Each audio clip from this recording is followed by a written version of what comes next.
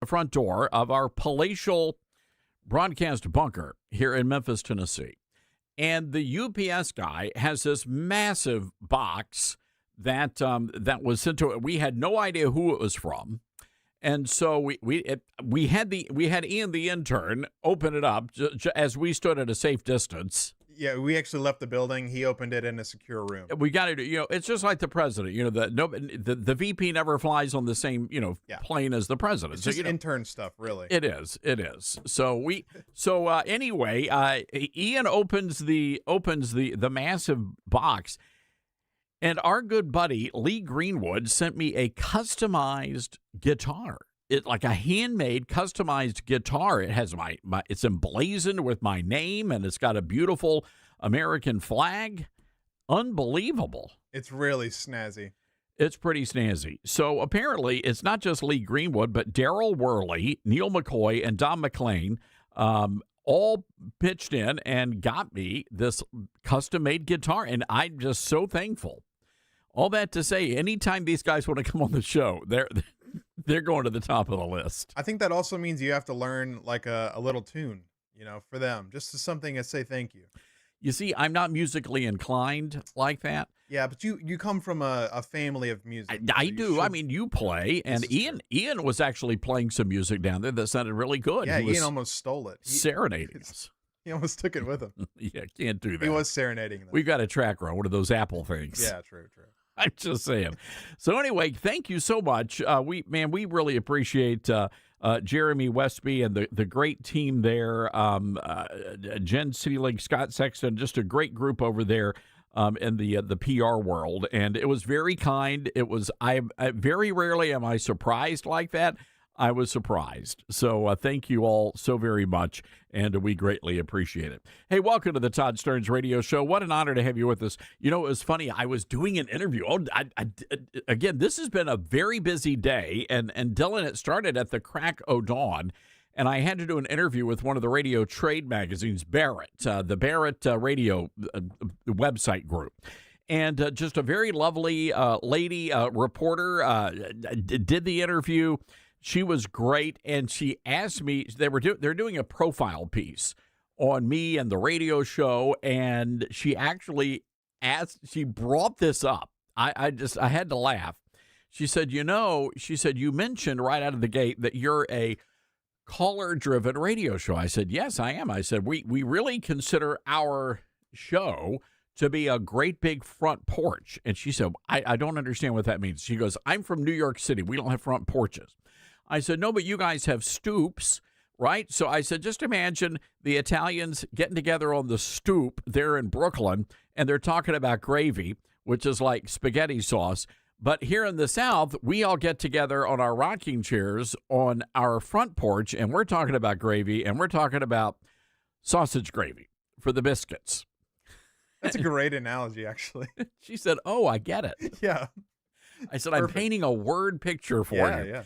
And so anyway, she said, well, I don't know if you're aware, but we published a big story a few days ago talking about how many radio hosts do not take calls anymore. I said, oh, I'm aware.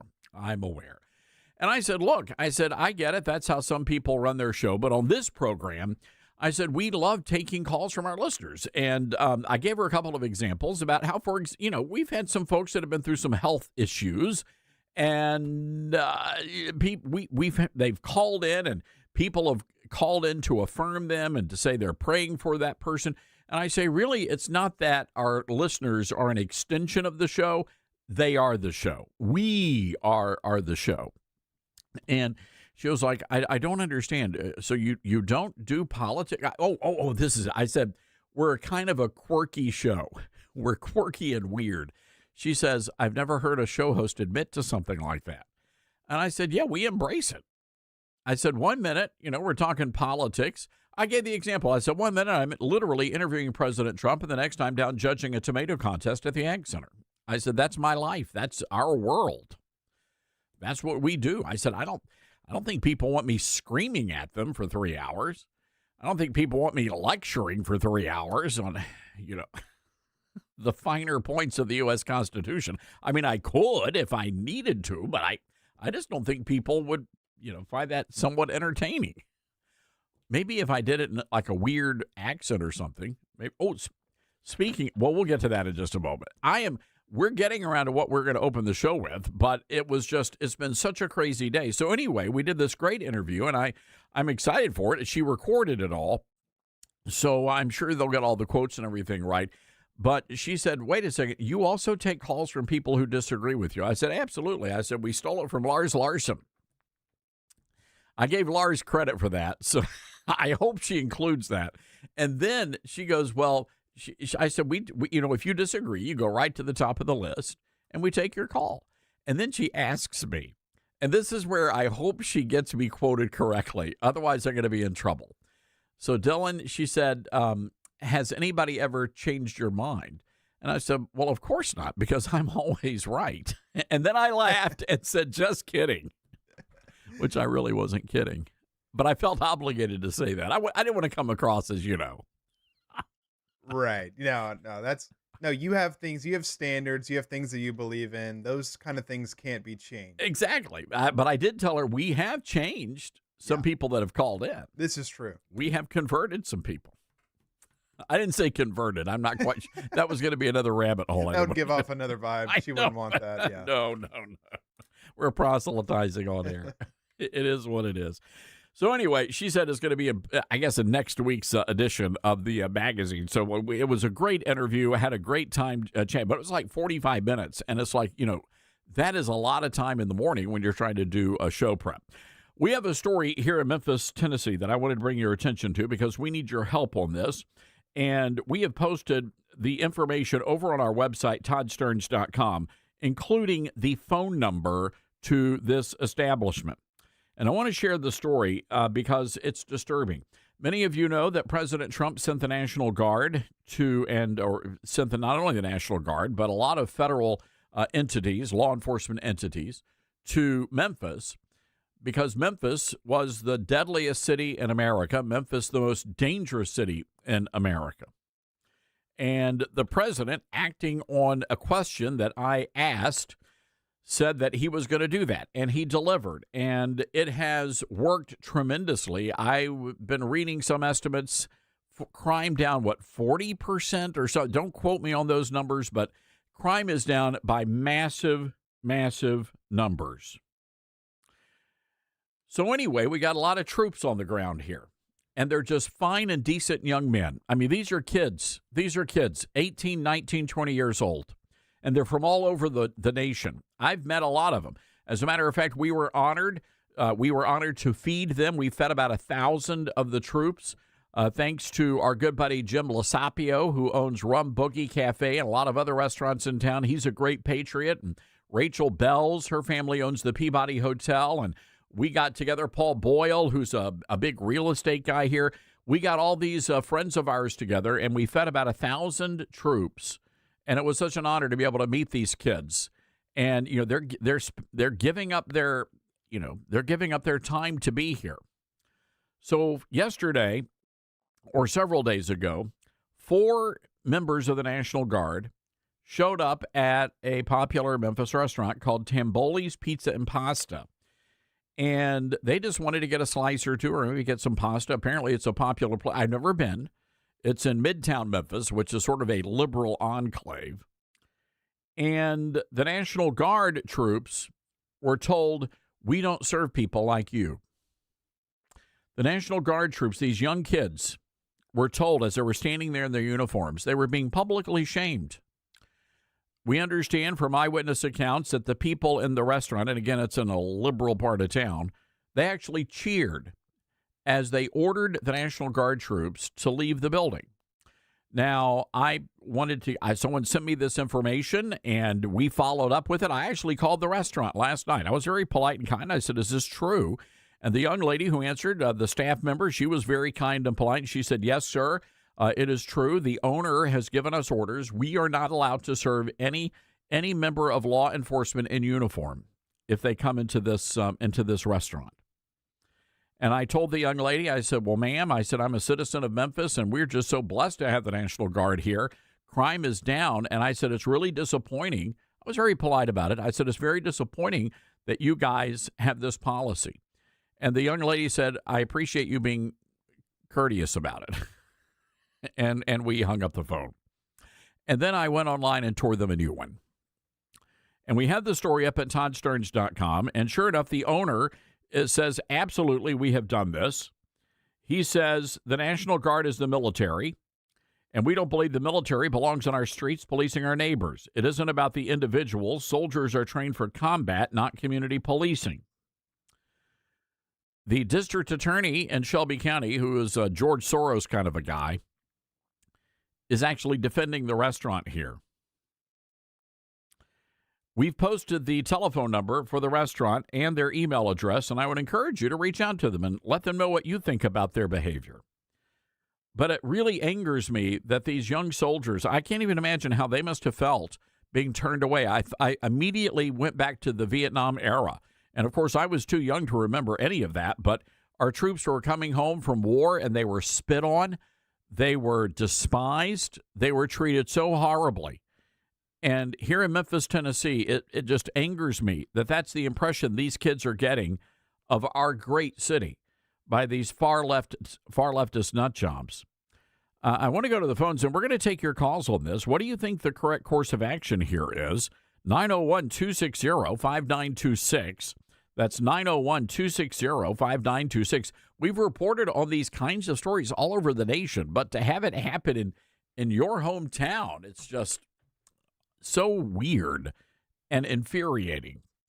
I want to go to the phone lines. The Memphis Police Association, just an incredibly fine group, and we support law enforcement on this program. Our good friend John Covington joins us. John, thank you, first of all, for phoning in. Your reaction to this news coming out of Memphis. Well, first of all, I've learned I need to call in and say I disagree with you. I jumped to the top of the list. I'm going to remember that. But I was shocked by this. Well, I was shocked. You know, you talked about it. It's happened in other places, but to happen here in Memphis, where we're seeing such a direct impact of this city being safer, I was really just beside myself that. And then, you know, I saw online when you did some follow up and confirmed it. I couldn't believe it, Todd. I was so disappointed. I think even more so. And look, if that's the way the guy wants to run his business, okay. I think it's a pretty lousy business model. But for the people in the dining room to cheer, as I am so angry about this right now. Well, and the reality is, and you talked about it, our crime has dropped a huge amount. We haven't seen these kind of numbers since 2011 when we had 2,480 officers. We're down to about 1,900, but this task force has come in and helped us get back to that level of coverage. And what did you see? Just like we saw in 2011, crime has dropped. And so this is benefiting those people in there cheering. You know, it's making their lives safer, their property safer, their loved ones safer. I just don't get it, Todd. You know, that being that, and as you say, that's the right of a business owner, but hearing the people cheer, that really shook me. John, I'm curious because it's been my impression that by and large, the National Guard troops have been overwhelmingly welcomed to our city. Has that been? Have you heard those kinds of reports? I have, and I've heard it firsthand because here at the association, we've opened our doors so during the day, the Guard has been invited to come in. We've got bathrooms, we've got water, you know, we've got snacks, and we've got a little place that they can sit and eat lunch and watch TV. And so I get the opportunity to talk to a lot of, and you said earlier, it's really kids. I mean, 18, 19, 20, and they're so hardworking, they're so earnest. And they tell me the reaction has been so supportive, you know, throughout the city that they you know, coming in, they weren't quite sure, but they said it's been overwhelmingly positive. And so, you know, that's what kind of took me back. I said, well, I thought Memphis really got it. But clearly, this one business didn't get the memo. No, they did not. And I wish I knew who those four soldiers were. I would have personally bought them dinner at a great Italian restaurant that is conservative. Amen. Right. So I just wish I knew who those folks were.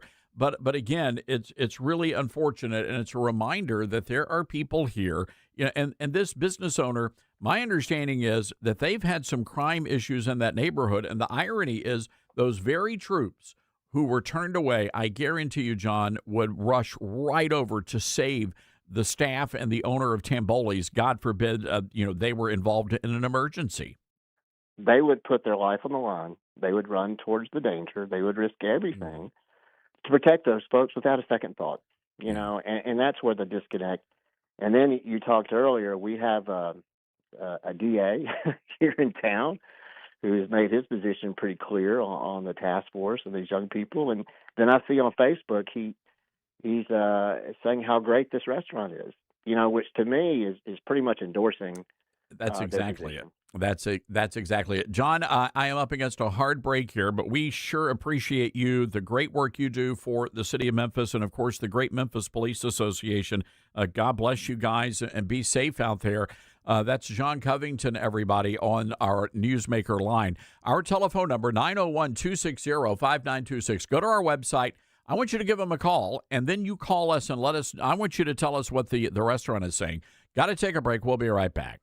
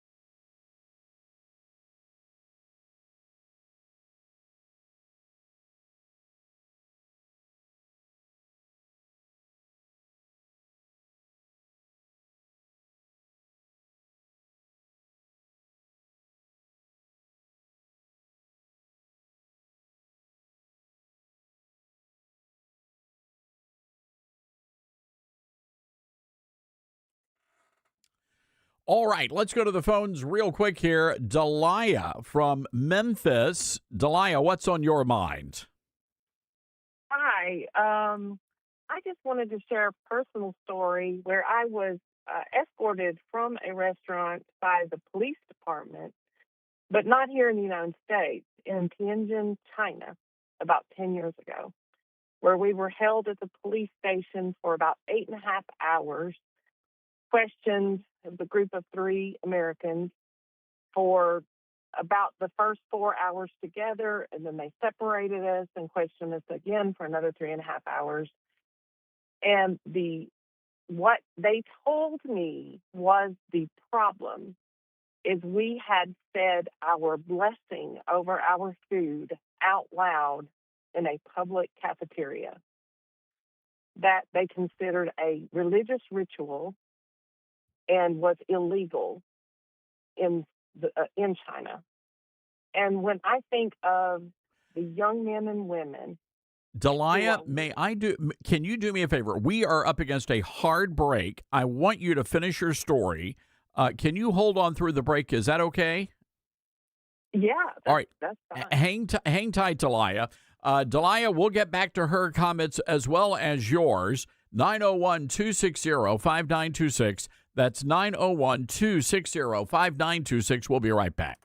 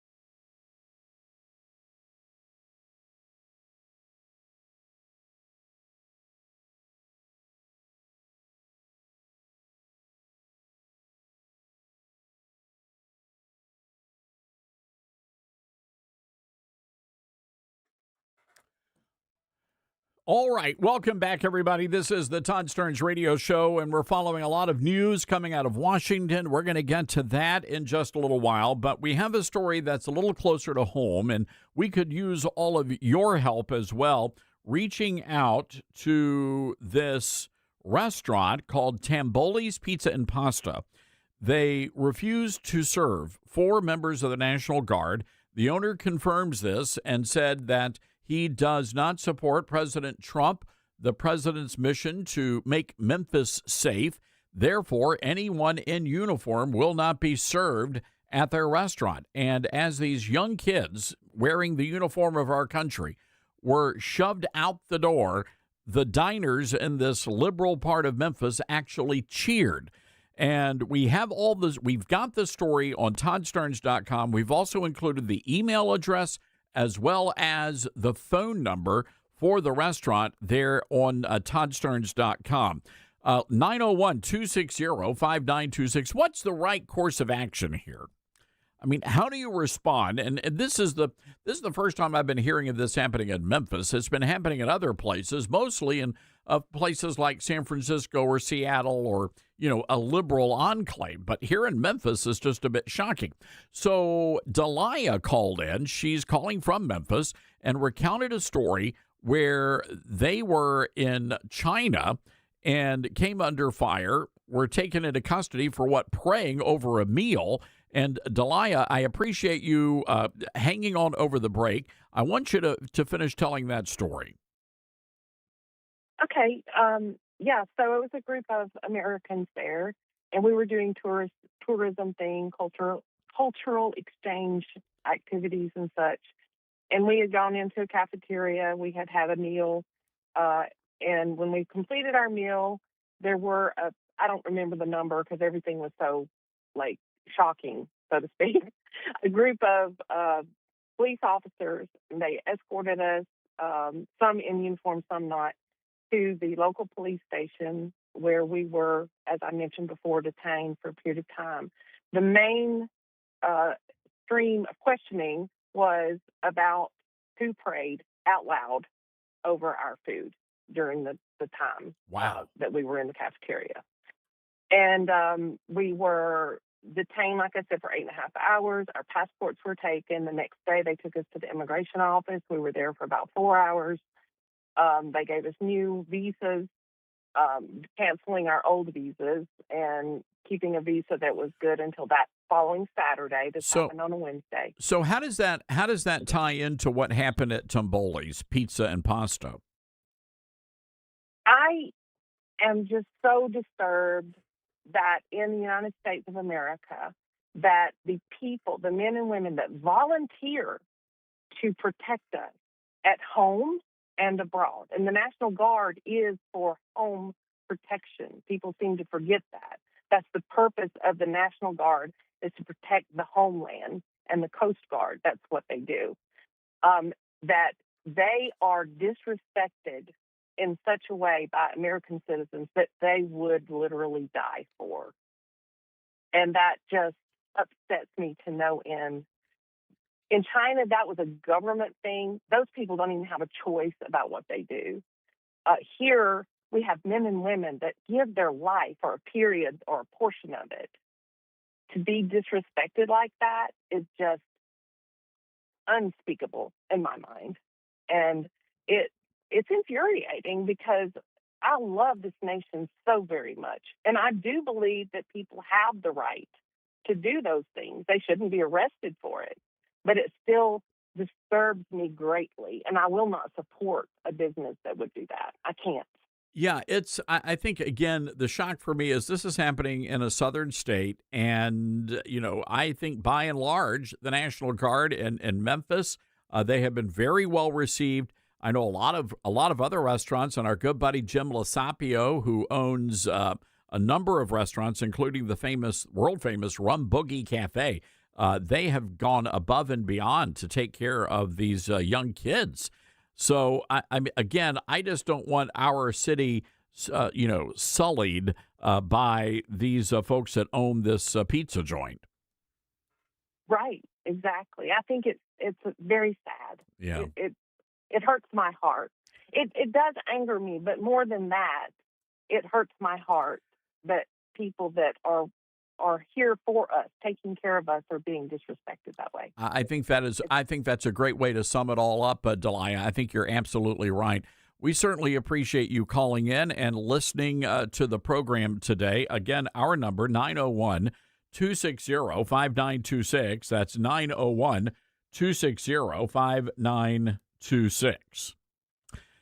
I want to play some audio here. This really sort of encapsulates who the Democrats are and who the Democrats have become.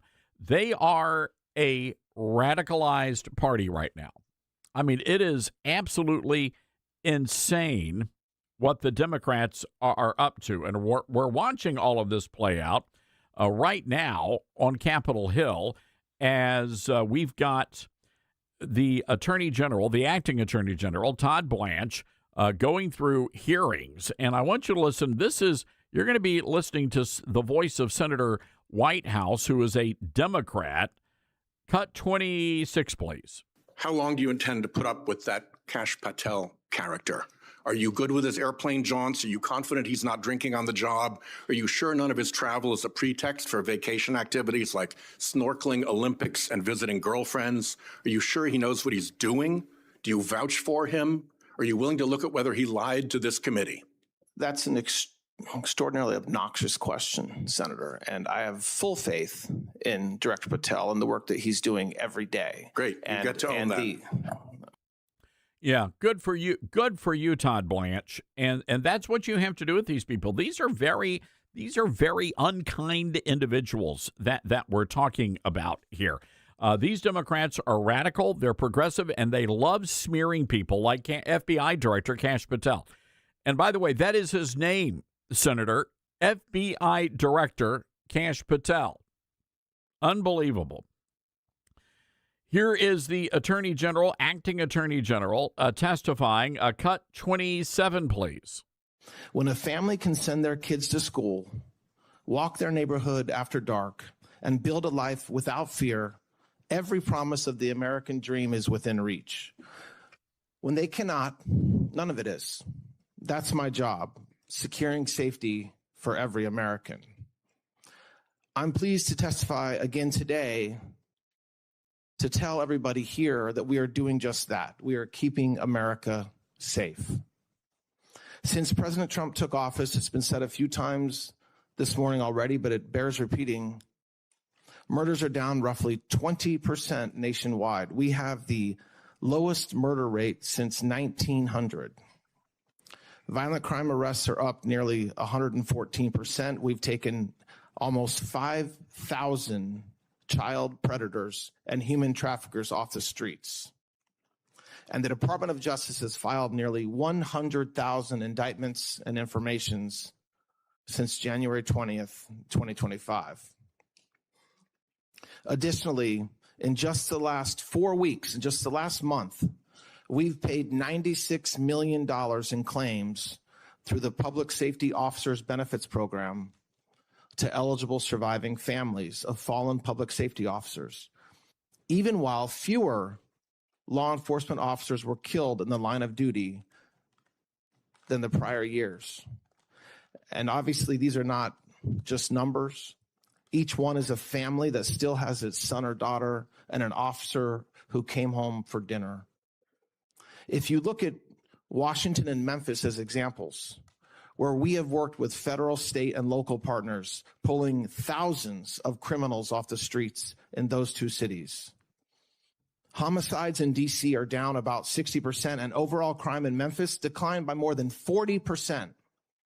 We've seized thousands of illegal guns, brought more than 150 missing children home in those two cities, and cleaned up parks and spaces family once avoided, so you can take your kids and loved ones there once again.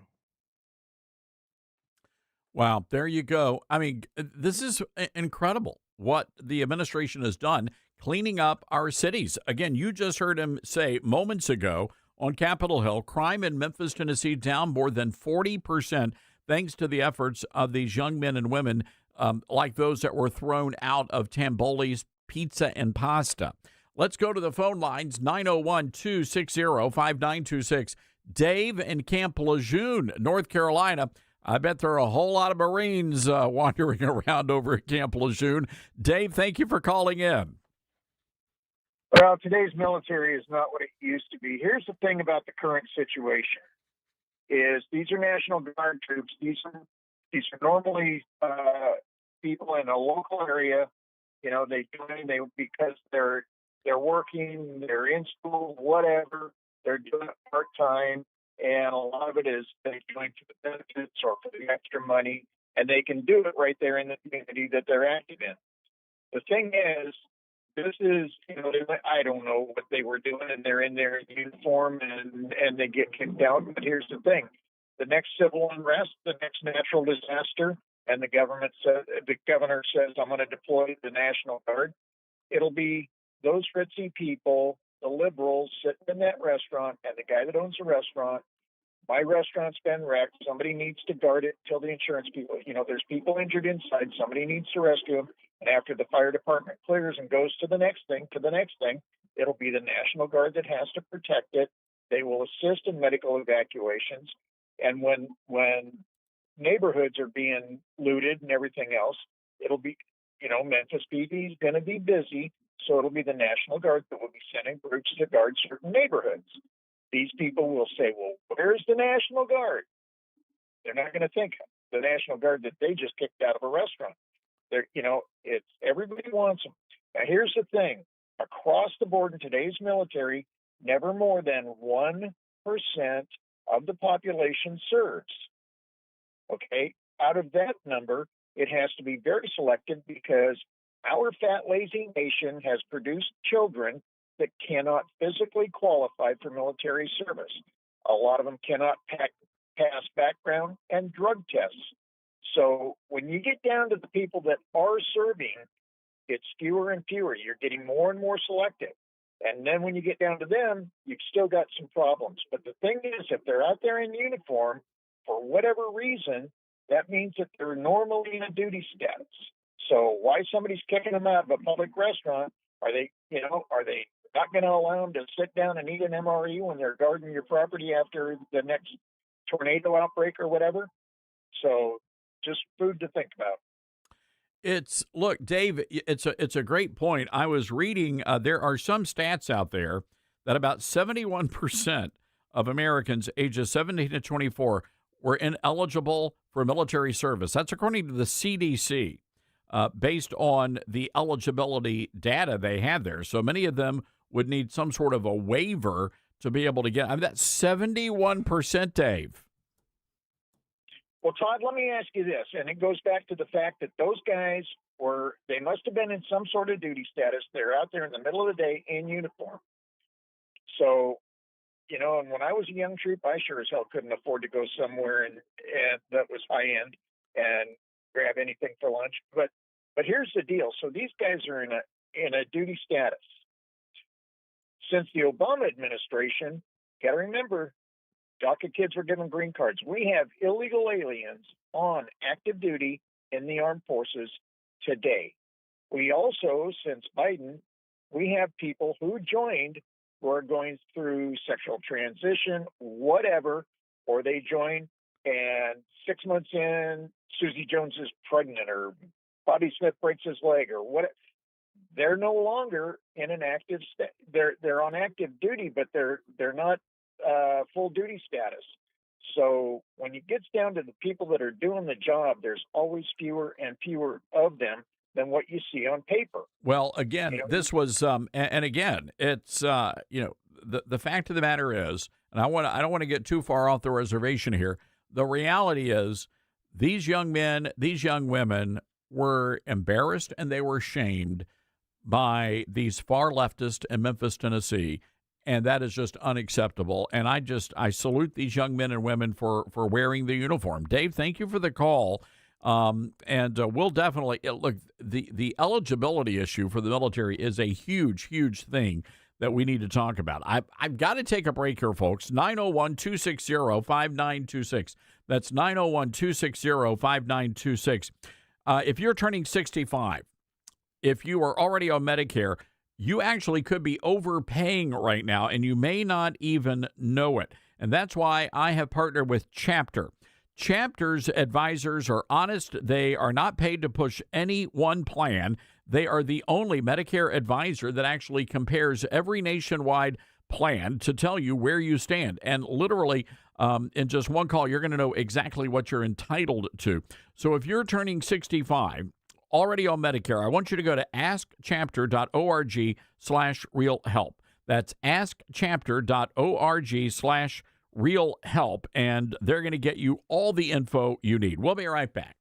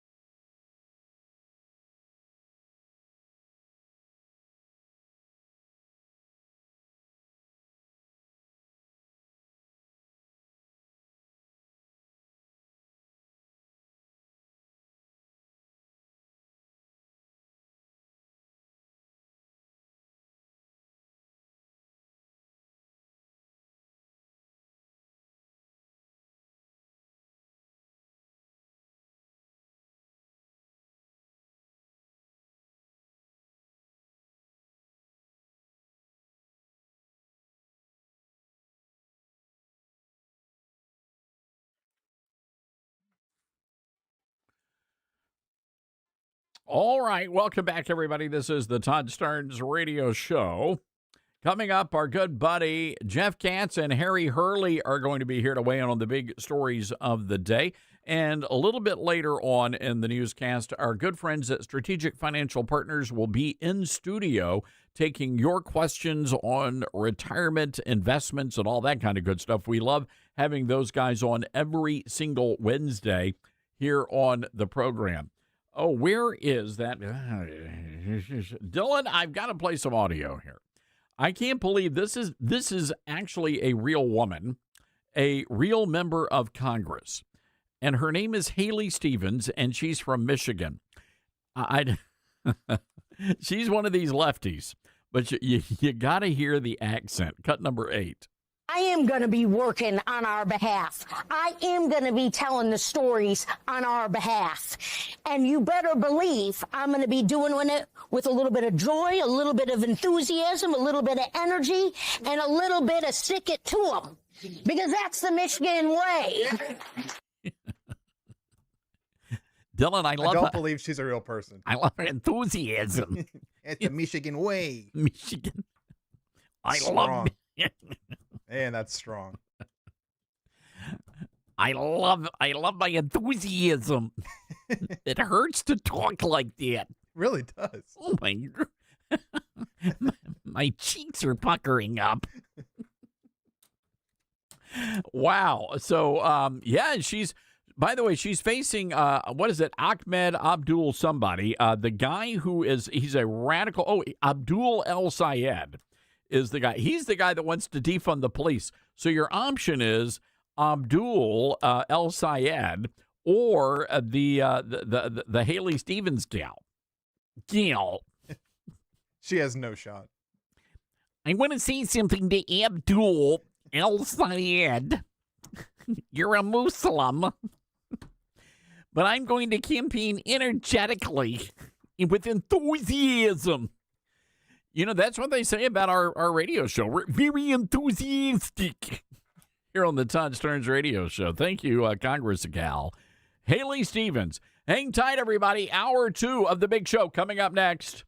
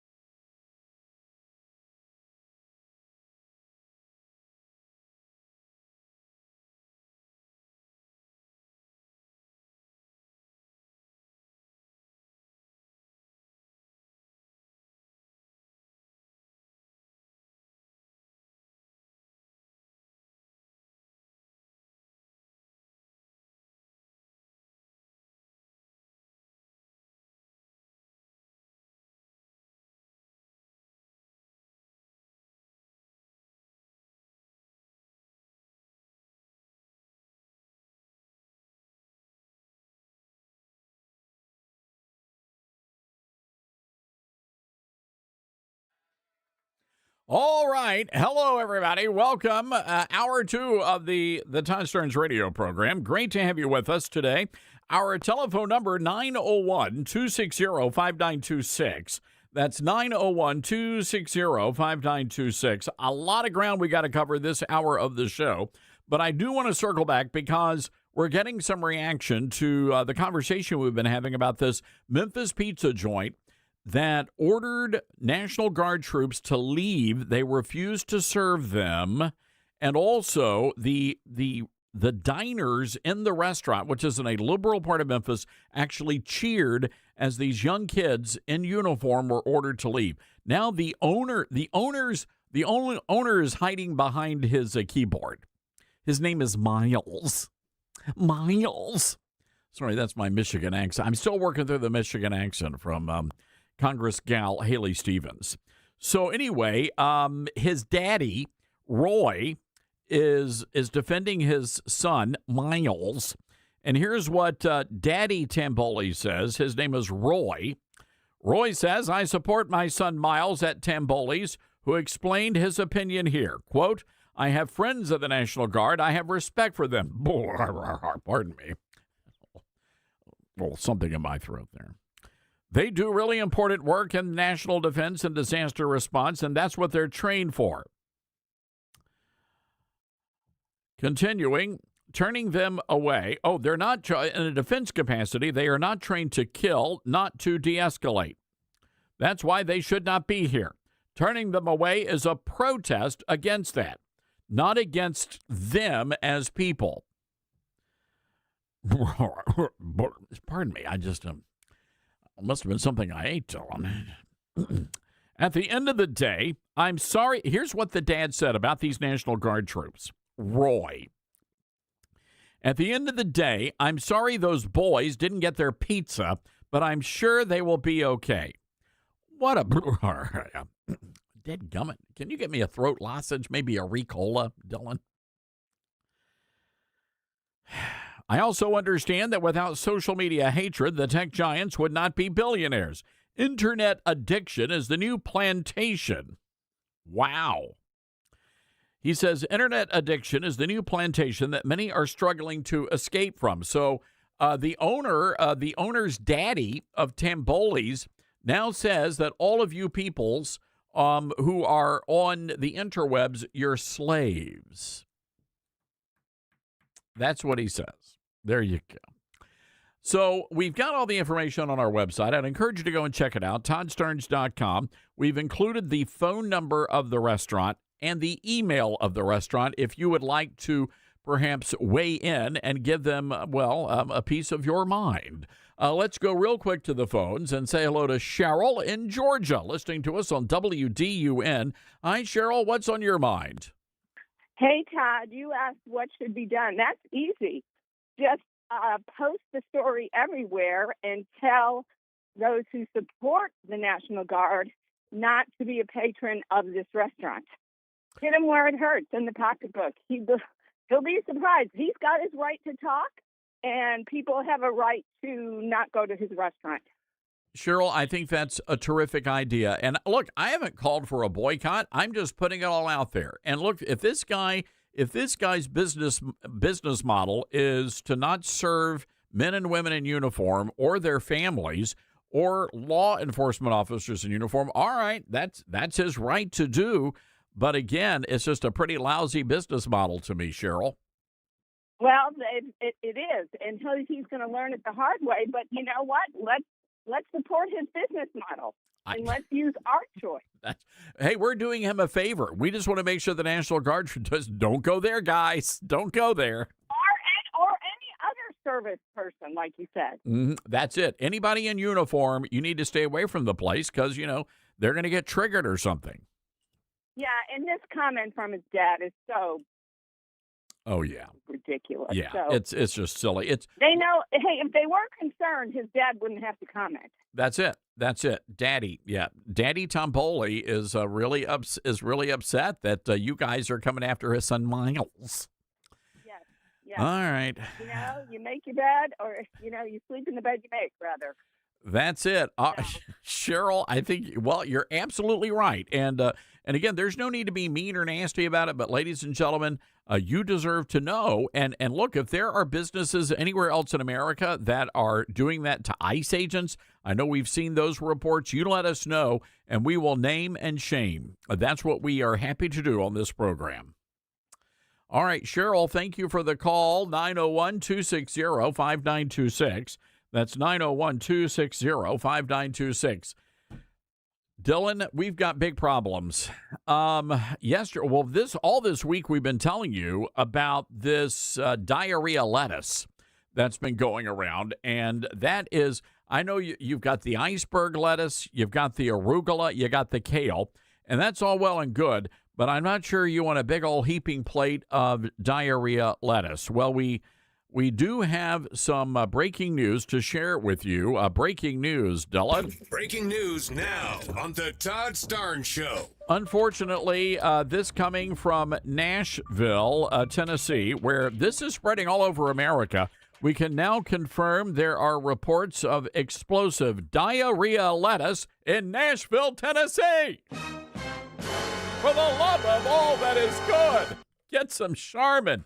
Yeah, this is not good, Dylan. That's too close. It's way coming, too close. It's to coming down I-40. Golly. And you don't want to be downwind from that. Not at all. Wow, there's an ill wind blowing out of Nashville. Oh, and it's not Arkansas. Dadgummit. No, It's in it's Nashville. terrible. No, we love Arkansas. So according to TV station WSMV, Nashville has 10 confirmed cases. They're saying fewer than 10. I don't care if it's one. This will spread. So apparently they're saying that people are just they're urging people not to eat lettuce. So that seems to, so, you know, I hate it for all of you folks on a diet. Yeah. I'm sorry. I can't get over the fact that you said this will spread. It's just, ill-timed, I guess. It is. Well, It will spread. it splatters. It splatters and it's spreads. explosive. Yeah. So It's also lunchtime. It's just it's terrible. I mean, everybody thought it was Taco Bell at first, but it's not Taco Bell. They think it really is in the packaged lettuce and produce, and you can't wash off whatever is on there. Which my understanding, and correct me if I'm wrong, is this a result of people pooping in the fields? I don't know. That's weird. I mean, it is like a fecal, parasite or whatever it is, right? I mean, so maybe that's it. Our good buddy, Chef Andrew Gruel, he has been on the show many times before, former judge on the Food Network, and he is the owner of some great restaurants that I've eaten at in Southern California. Just a great guy.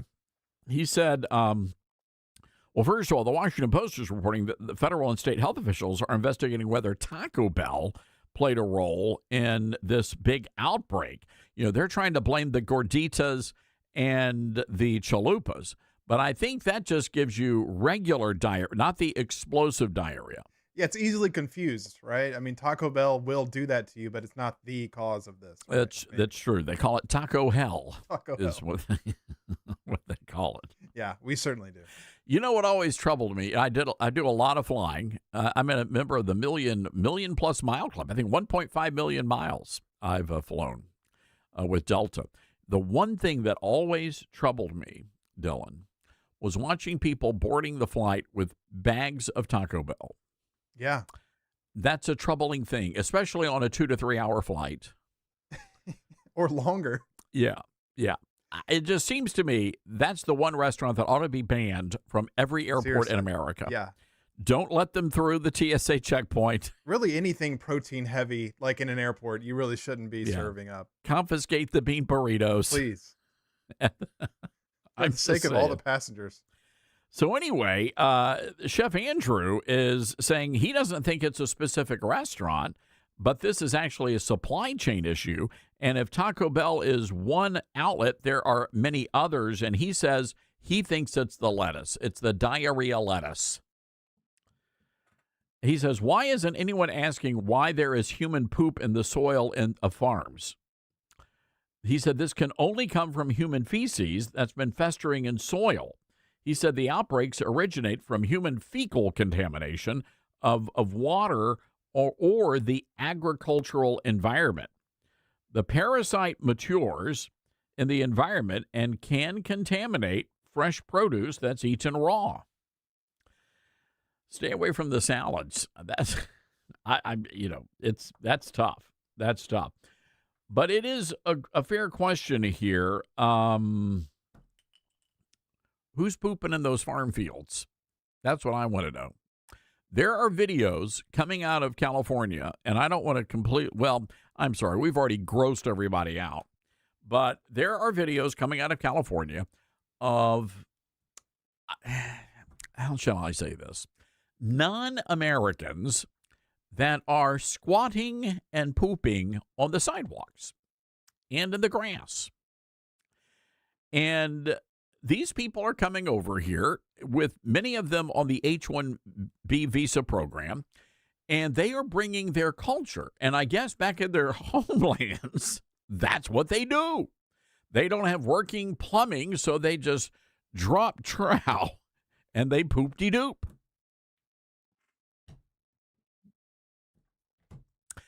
This is what we've let into the country. Dylan, you okay there? No, I can't. I can't get that image out of my head. And I'm not saying that, tandoori chicken's responsible here, but, curry will do that to you. So who's pooping in our farms? And they need to stop.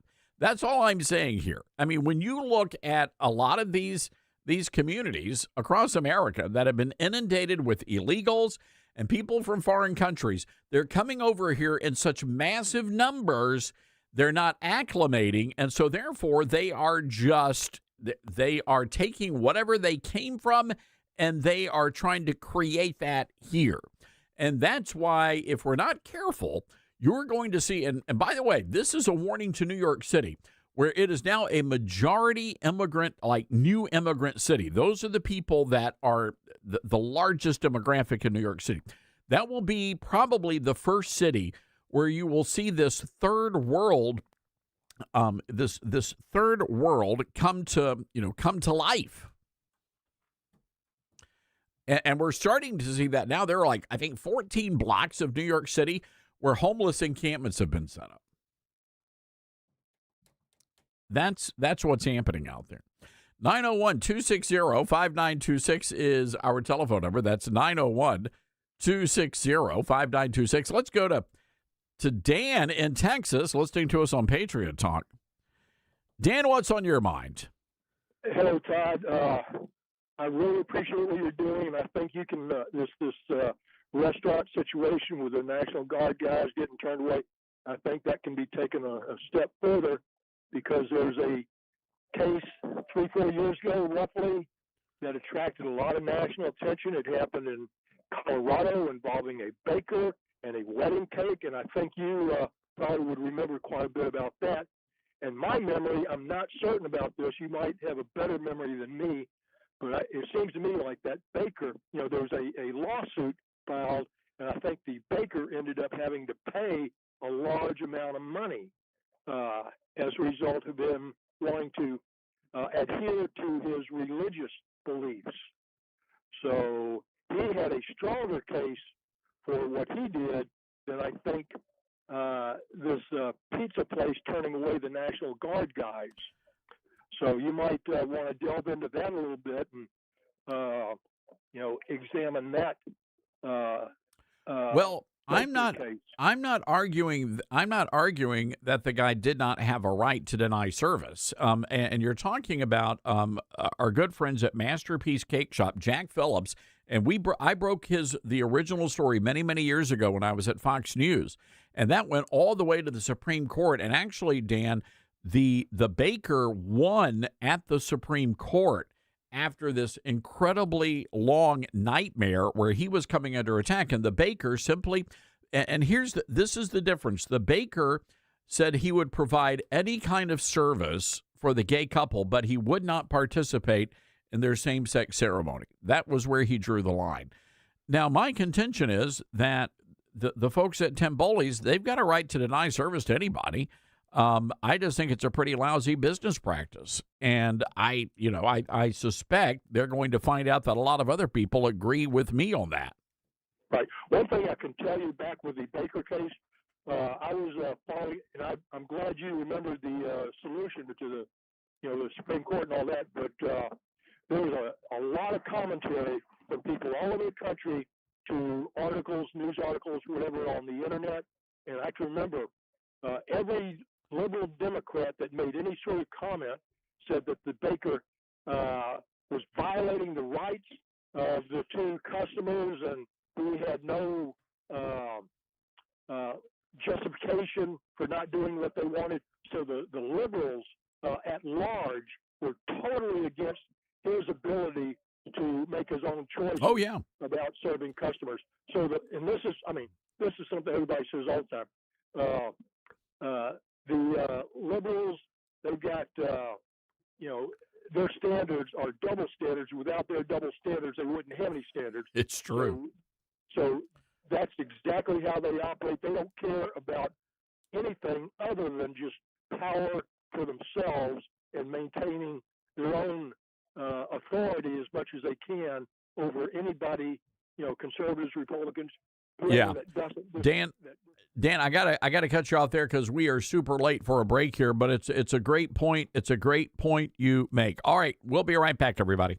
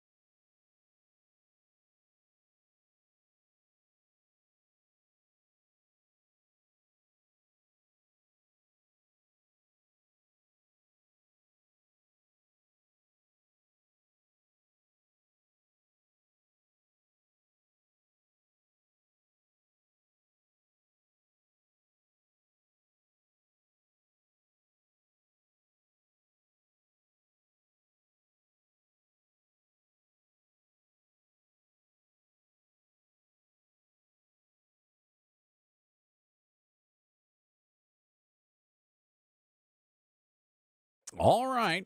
Welcome back. Let's go to the phone lines here. KYKN in beautiful Salem, Oregon. Nick is on the line. Hi, Nick. What's going on? Well, you got my brain going this morning with all this chit chat, all this potty talk going on, and I thought to myself, number one, you were talking all about poop, and I remember when as a child, my parents wouldn't let me say that word, and they taught me the word defecate. And then later on in your dialogue, you're talking about cakes, and I remember as a kid thinking defecate just reminded me of cake. So put those two together. That's thought number one. Number two, you really do need to get your mind out of the sewer, okay, Todd? And thirdly, you talking about people pooping in the park, and that just brings a whole new meaning to the term squatter. So there you go. Nick, thank you.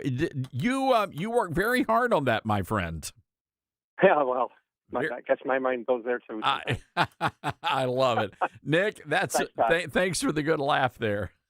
Pooping and wow. All right, got to take a break here. And again, I would just you got to be careful, ladies and gentlemen. You got to be careful. Explosive diarrhea is spreading across the nation. We'll be right back.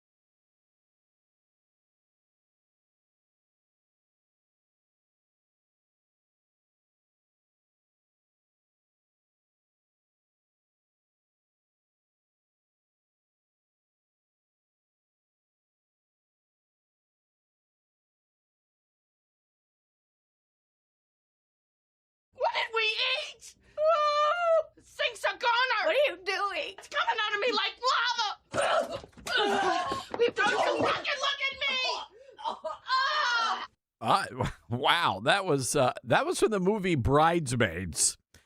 And if you're just wondering what people across the nation are dealing with right now in the throes of the epidemic that is sweeping across the fruited plain, known as explosive diarrhea,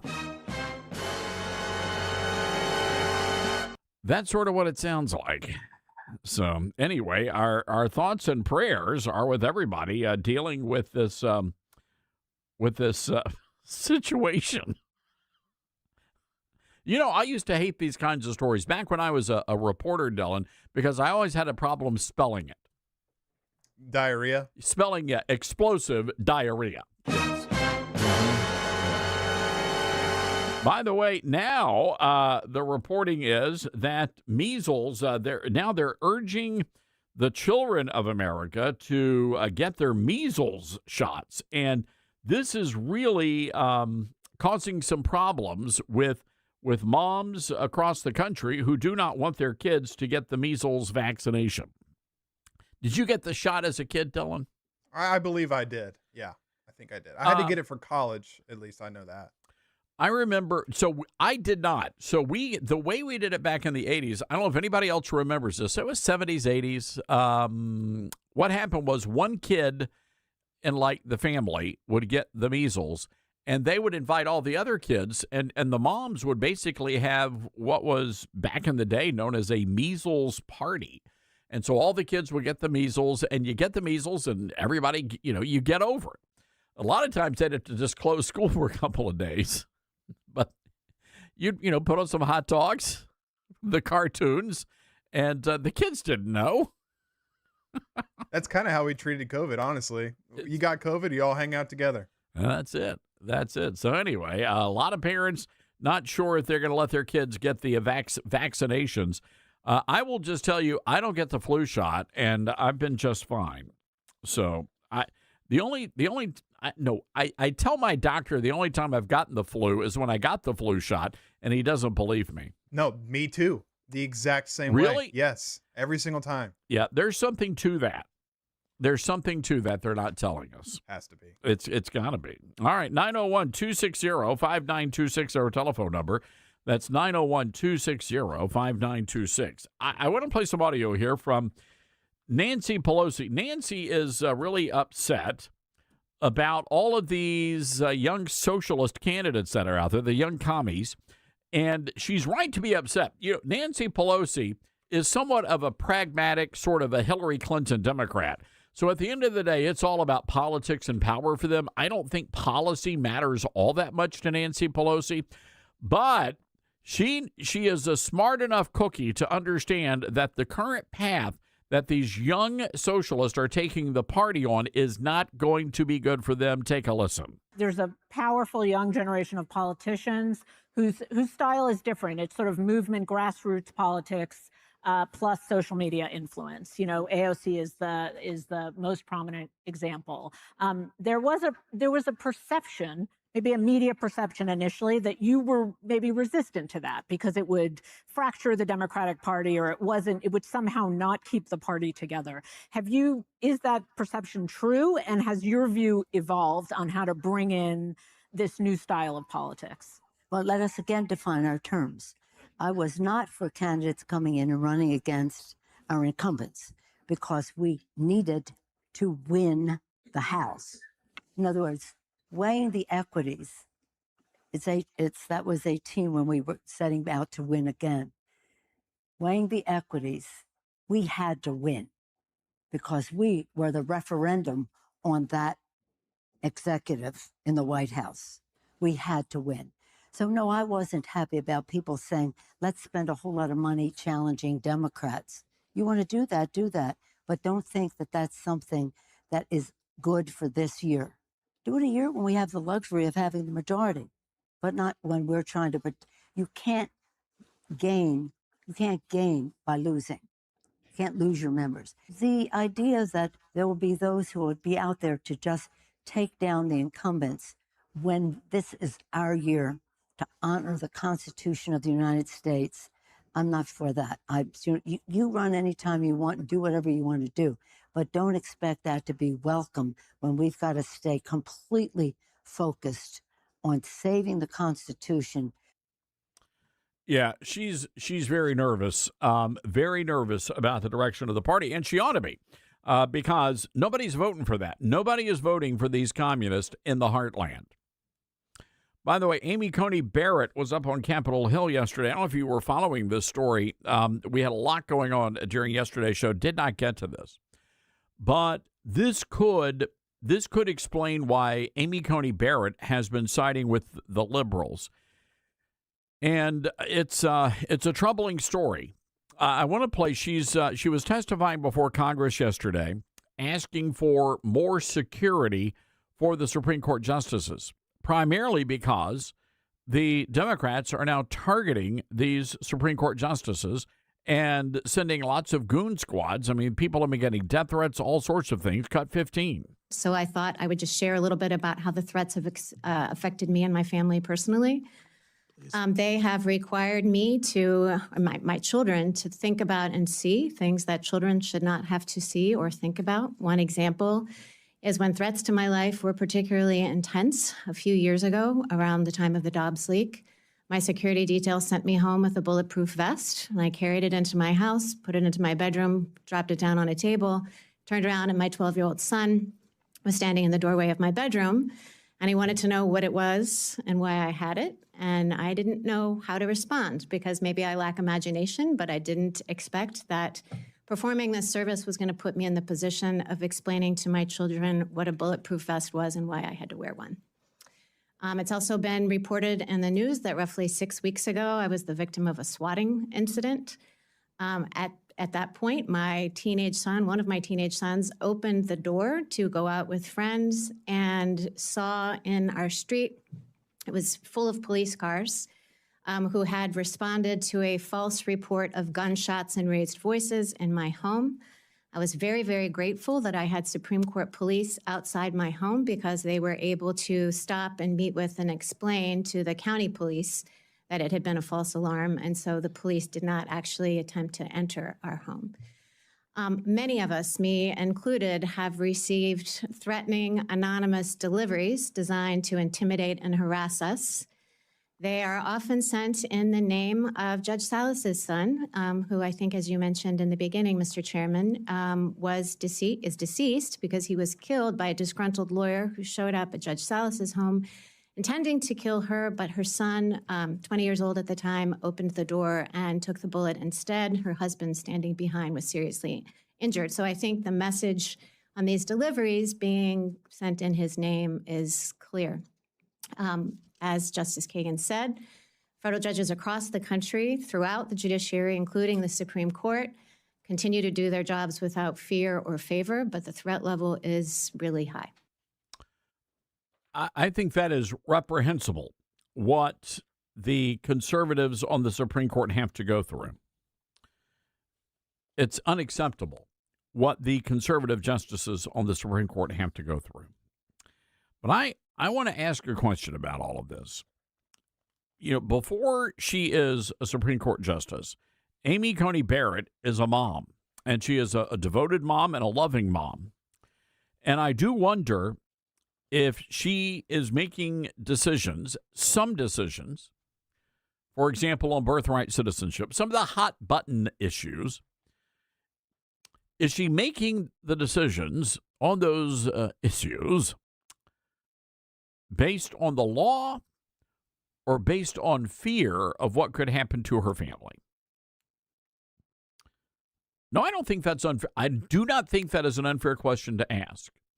Because if you are a mom, moms more so than dads, moms are incredibly protective of their children, their offspring. They birthed these children. And to see them placed in harm's way, do you think it's possible that a Supreme Court justice could, in fact, rule on a case to protect her children, to protect her family? And I think that's a possibility you have to consider. Because, quite frankly, nothing else makes any sense at all. That makes sense. I mean, I don't agree with I don't agree with it, but at least I understand why she did what she did. And the idea that you've got to give your 12-year-old kid a bulletproof vest, this is the kind of America these Democrats have created. And by the way, when you look back in the history books to the early days of the Soviet Union, this is exactly what was happening. Keep in mind that if the Democrats had been successful, they would have assassinated Brett Kavanaugh. They would have gotten Gorsuch. They would have gotten Amy Coney Barrett. They would have gotten Donald J. Trump. So we are a very blessed and fortunate nation because it could have been a case of what could have been. And that's only going to get worse. I don't see that getting better at all. All right, we've got to take a break here. 901-260-5926, our telephone number. That's 901-260-5926. This segment brought to you by our friends at Newsmax, and millions of Americans agree with President Trump. They're making the switch to Newsmax, watching great shows with Greta, Carl Higbee, Rob Schmidt, and Finnerty. If you're tired of big media, start watching Newsmax. It is free to start. Go to NewsmaxPlus.com for immediate access. Get all of President Trump's most important events live.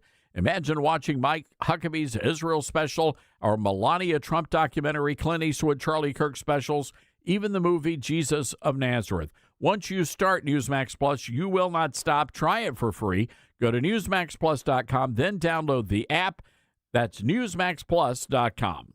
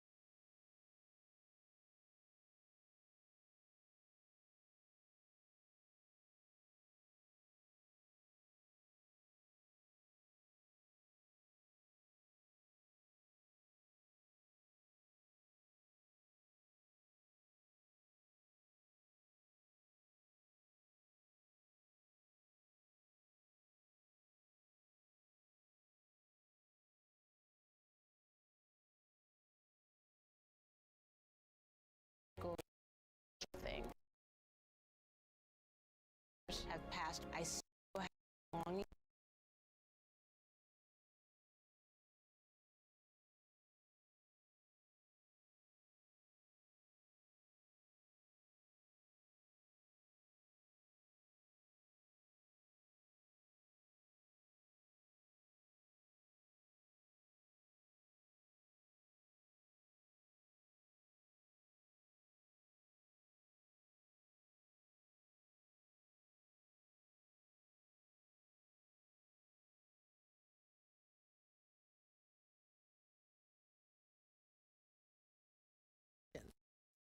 breaks and how you can build savings pre-retirement.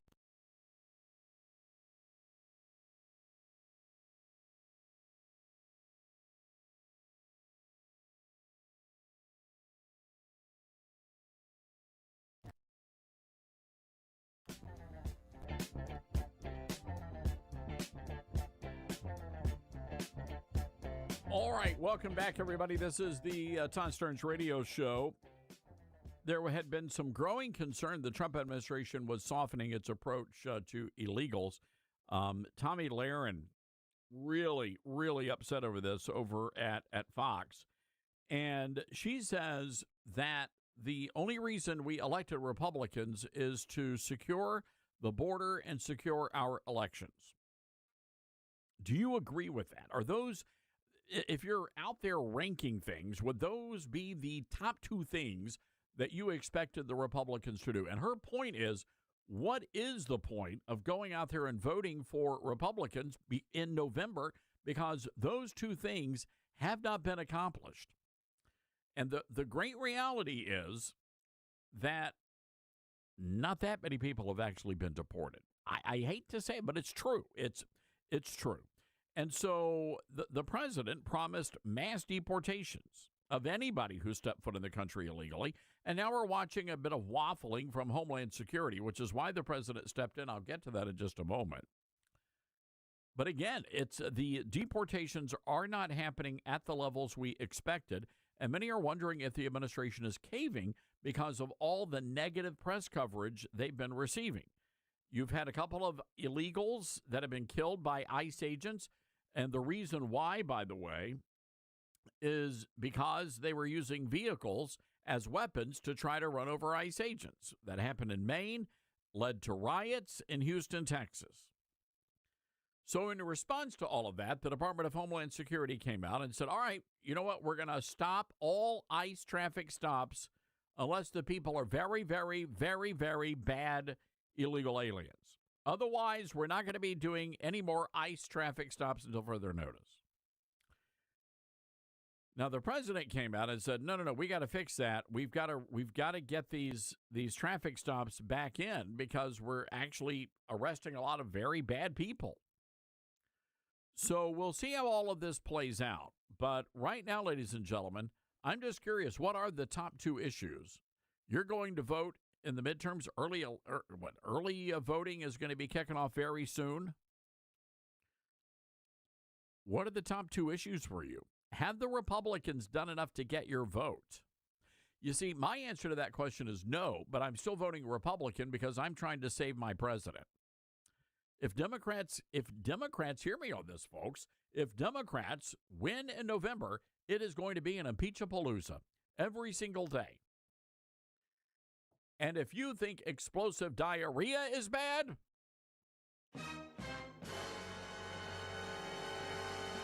just wait until you have to hear AOC's voice every single day at Impeach-a-Palooza. You're going to be praying for explosive diarrhea. So anyway, it seems to me the bigger issue here is protecting our ICE agents. And the rule of thumb is you don't want to get shot, fine. Don't run over an ICE agent. I mean, how difficult is that for people to understand? But I'm curious if you think Tomi Lahren has a point here that things are very, very bad for Republicans because they haven't lived up to their campaign promises. I would contend things are bad, but we still got to vote Republican. By the way, here we go. John Cornyn from Texas, all of you Texas listeners, This guy's a sorry so-and-so. Senator John Cornyn now telling CNN that he's on the fence about voting for Todd Blanche as Attorney General. Right now, Blanche is the acting Attorney General, and the confirmation hearing's underway today. We played a little bit of audio from that. Cornyn says that he is he's not a happy camper, and he is going to be a key vote on the Senate Judiciary. He says he's truly undecided on whether or not he'll vote for Todd Blanche. He's concerned about a $1.8 billion weaponization fund that is not dead. So we'll keep you updated. Senator Tom Tillis, you folks in North Carolina, he's also on the fence when it comes to Todd Blanche. So you could have the president's choice go down in flames as a result of these rhino Republicans. Unbelievable. Just unbelievable. 901-260-5926 is our telephone number. That's 901-260-5926. I got a text message from the White House late last night. You know, I was so tired, Dylan, but when you get a text from the White House, you sort of get like a little energized. It's like coffee. It is. It is. So they're working out. We're hoping to be able to present President Trump with a copy of the brand new book in the Oval Office. So working through the details on that. But you can get a copy, a pre-order copy right now. It's called The Golden Age, How Trump Saved America. And I think the president's really going to like the cover. It's a pretty awesome book cover. It takes you back to the 1920s and all that kind of good stuff. So we'd love for you to get a copy of that. Pre-order it right now on Amazon. That's really the cheapest way. You get the delivery if you got Amazon Prime. You can also get it at Barnes & Noble Books A Million. And we just need as many of you as possible to pre-order so we can make sure we have plenty of books to go around on launch day. All right, that music means we've got to scoot out. Again, The Golden Age, How Trump Saved America. Pre-order a copy in the break. Coming up, Harry Hurley. We've got Jeff Katz going to have a fun conversation. This is the Todd Starnes Radio Show.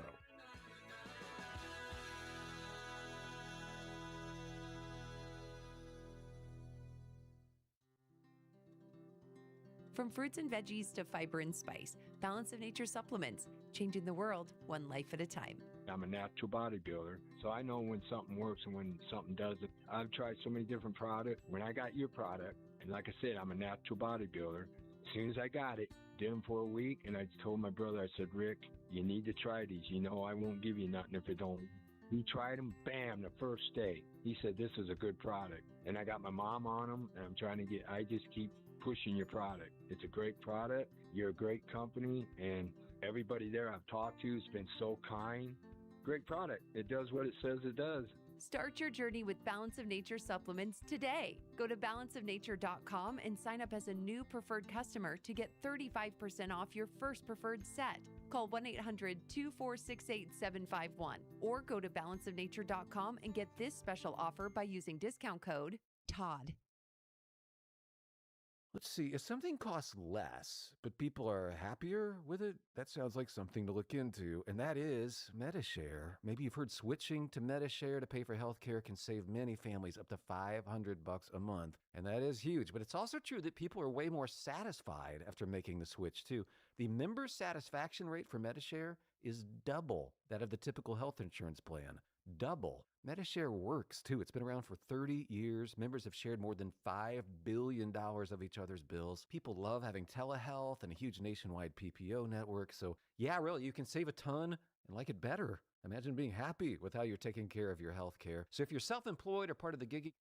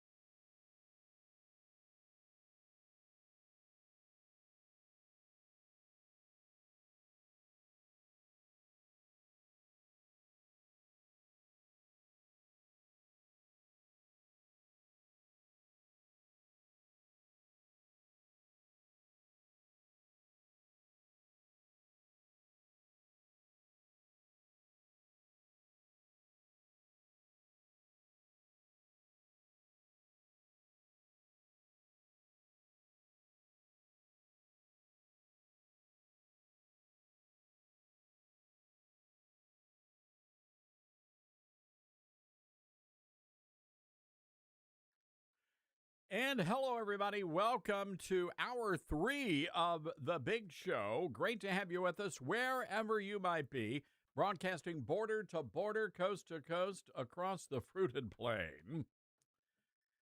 Ladies and gentlemen, a lot going on this hour of the program, and of course, we are monitoring the big story of the day, diarrhea lettuce. I want to go right away, speaking of diarrhea, to our great guest, Harry Hurley from WPG Radio in Atlantic City, New Jersey, and Jeff Katz from WRVA in Richmond, Virginia. Guys, great to have you with us. This segment brought to you by our good friends at Charmin. Todd, it's great to be with you. Great to be with Jeff. I do want to let Todd's listeners know that's the second time in recent memory that Todd has associated me with diarrhea. I don't know what to make of this, Jeff. Well, Harry, even from here, we can see that you are flushing with pride. So, thank you. Thank you, Jeff. There you go.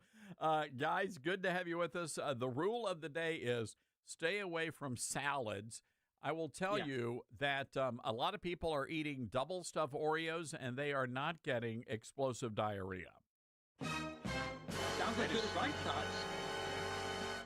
All right, Dylan, I think we'll just cut back on the sound effects for just momentarily. So all that to say, eat more Oreos and you'll be just fine. You'll survive the epidemic. So there you go. Fellas, good to have you with us today. A lot going on up on Capitol Hill. I did want to get your take on a story that sort of has really generated a lot of attention here in Memphis, Tennessee. Libs of TikTok just shared this on her social media platform. There is a very popular pizza place here called Tamboli's, and they refused to serve 4 young National Guard troops yesterday who showed up hoping to get a slice of pizza. The owner posted a message on social media saying that he does not allow the National Guard to eat his food. And we have the information on the restaurant over on our social media page. Folks, you can see it there at ToddStarnes.com. Harry Hurley, your reaction to this? My reaction is terrible, Todd. It's America. Why would anyone not want to serve a client? Why would anyone not be grateful to our military, to our paramilitary? That Tamboli's thing, and I've heard of this story, Todd, that they think that this is just fine is absolutely disgraceful. It speaks to them and a lot of good people. I'm not big on boycotts and things like that. I don't like that kind of stuff in the free market. However, if people that are like-minded, that love our country, love and appreciate our military, if they just forget to dine at Tamboli's, Tamboli's will not only not be serving the National Guard, they won't be serving a considerable number of other potential clients. I think they've earned that. Jeff Katz, your reaction? Yeah, I would absolutely agree with Harry. I'm always very leery of saying you should boycott this place or don't support that place. However, everybody has to make a decision at some point. And if you're going out for pizza or you're going to order a pizza and you have a choice between a place like that particular restaurant that showed such contempt for 4 young American heroes, then I've got to figure, it's been a while since I've been to Memphis, but I got to figure there are a whole slew of pizza places that you can go and spend your hard-earned money. And maybe there's a lesson there for the owners and the operators of that place. Well, no doubt about that. And again, a good friend of radio station KWAM, the station I own, our good buddy Jim Lasapio owns a number of restaurants and bars, a number on Beale Street, including the world-famous Rum Boogie. And they've been doing a great job of taking care of feeding our brave men and women in uniform, and I have no doubt other restaurants are going to step up to the plate on that. You know, another big story we've been following here, guys, President Trump coming out and pushing back over Homeland Security, Secretary Markwayne Mullin pulling the plug on these ICE traffic stops. The president says, no, we need to get those resumed. And I'm really concerned here, Harry, that there are some in the administration that are more concerned about getting bad press than they are following through on the president's agenda. Yes. And I can't wait to hear Jeff's response because he is a lawman. I am not, but my twin brother is a career lawman, as Jeff and Todd both know. Here's my thoughts about this. This is right in keeping with the abolish ICE or this Tambolis with we're not going to serve the National Guard. Whenever this became in vogue to be able to besmirch law enforcement, we used to always take the side of law enforcement and believe that by doctrine, they set out to do good. On rare occasion, just like in any other vocation, someone is a bad apple or does something wrong, and that will come out in the midst of good order. But this immediately, these Democrats that come out raging and immediately taking the side of potential perps in favor of law enforcement, and then immediately saying they need to be investigated, you need to abolish ICE. To do the pause actually, I think, encourages them to do more of this behavior. They should have said, not only are we not going to stop, well, look, we'll look into this. If occasionally there's a problem, we'll look into it, but it's the exception, never the rule. And we're certainly not going to stop something that helps save lives. Yeah, Jeff, I'm curious to hear your thoughts on that. Yeah, I sit here as somebody who has performed throughout the years any number of traffic stops, car stops. I was really taken aback, quite frankly, when the secretary announced he was going to put a pause on this. I don't mind anybody coming in after the fact and after incident report saying, okay, was this handled properly? Is it according to protocol? If there's a violation of that, then you absolutely address it. But to Harry's point about how the entire profession is besmirched and attacked as a result of this, one of the big arguments out there, and I know both of you gentlemen have heard it, have seen it, have read it. People are trying to have people believe that the ICE agents who are out there working somehow are untrained. And I just want to absolutely make clear, I did a good amount of research just to double down on this. I thought, my gosh, did I miss something? They're still trained at FLETC, Federal Law Enforcement Training Center in Glencoe, Georgia. In an effort to get more agents on the street as a result of President Trump's call to secure this nation, they took the curriculum and they added a couple of hours each and every day so they could get guys on the street maybe a week faster. No training taken away, but in fact, the pace was picked up just a little bit. And instead of doing 5 days a week, it was 7 days a week. So, I mean, it's been very intense. They are absolutely wonderful law enforcement officers. They're doing an absolutely thankless job. But all of that being said, I think we've got to stand with them. I think we have to support them in every way possible.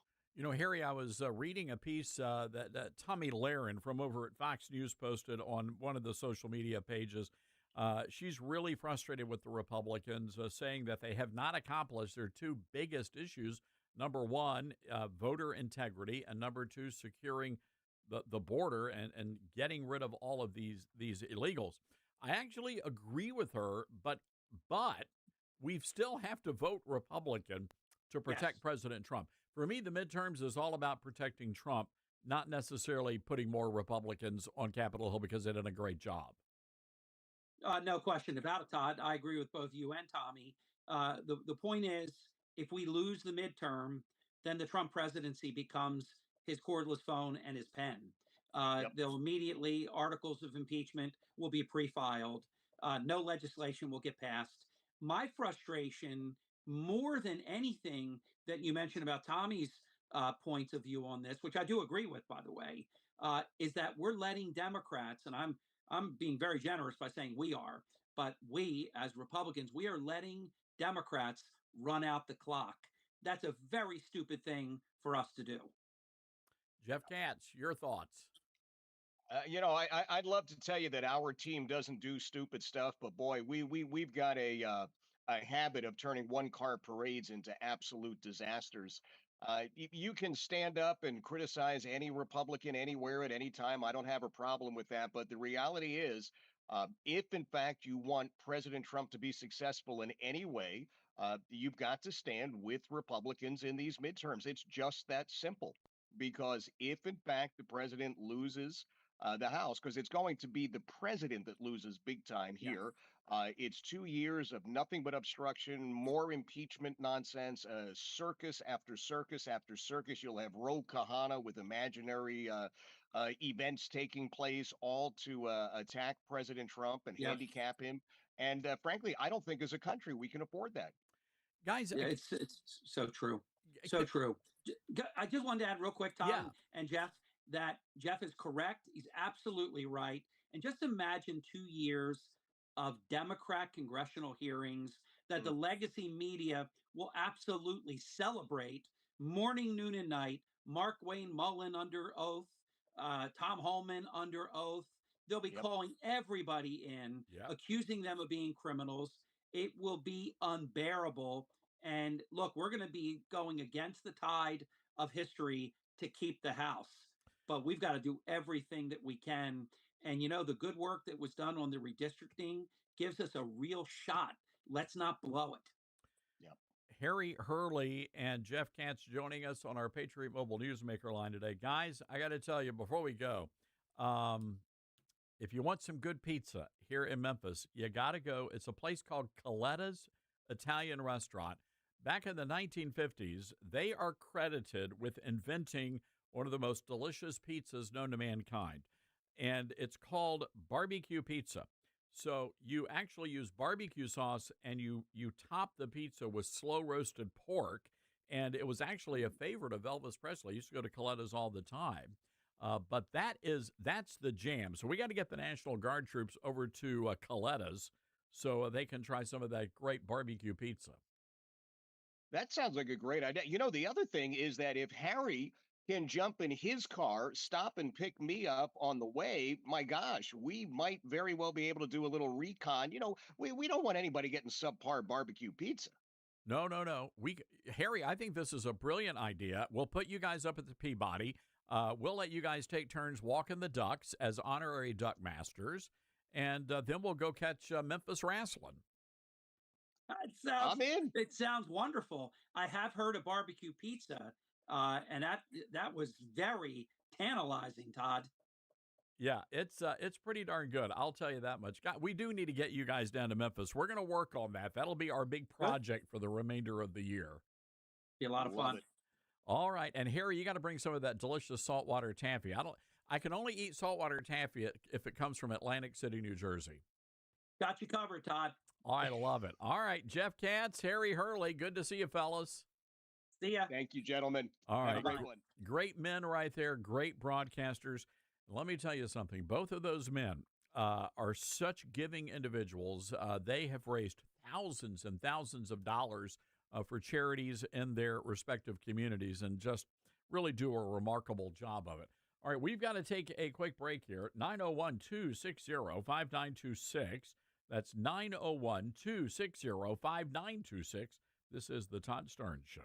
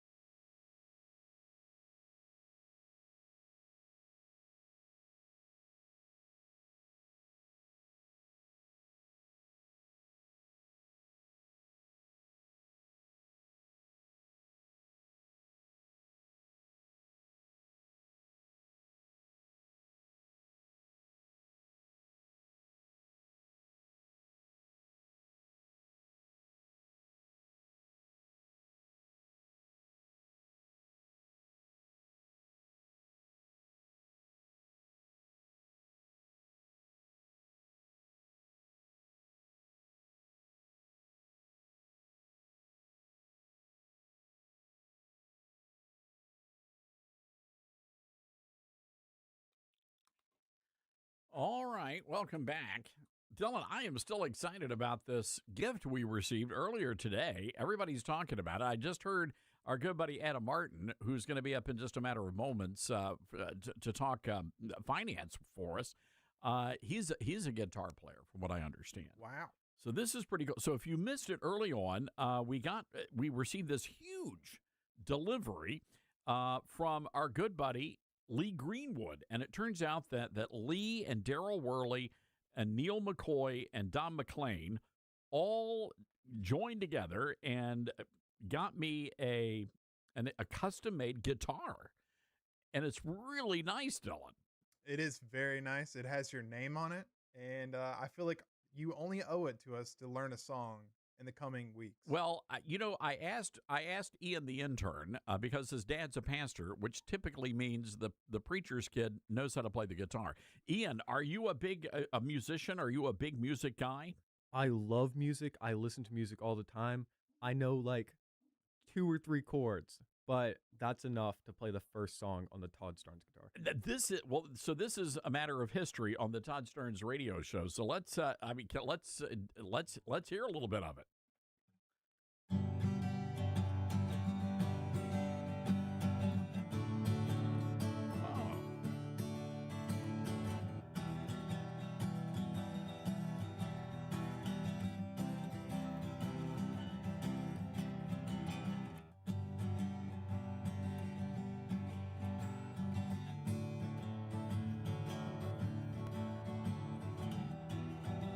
I think this is the first live music on the show, Dylan. It's got to be.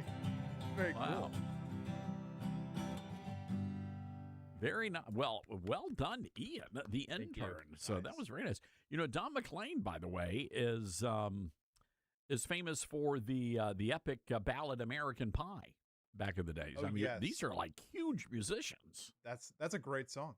I almost wanted to start singing Country Roads. That almost sounded like the chord progression of Country Roads.